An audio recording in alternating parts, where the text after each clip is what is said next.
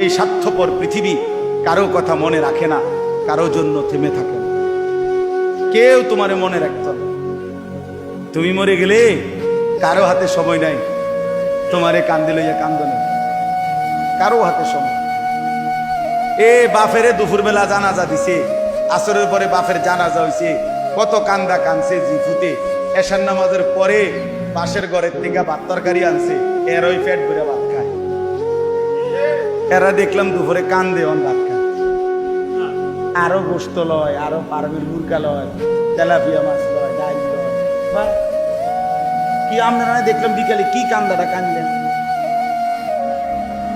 বুঝেন? অর্থাৎ বুঝাইতে চায় ওনার জন্য তো আমি না খাইয়ে মরে গেলে হইতো না, ঠিক আছে কাঁদছি তো কাঁদি। অর্থাৎ দুনিয়া থেমে থাকে না, কারো জন্যই কি থাকে না, থেমে থাকে। এই জন্য দুনিয়া নিয়েই ব্যস্ত না হই, আখিরাতের ফিকির করি। আল্লাহ তাআলা আমাদেরকে তৌফিক দেন। আজকের এই মজলিস, আজকের এই মজমা আল্লাহ কবুল করে নেন।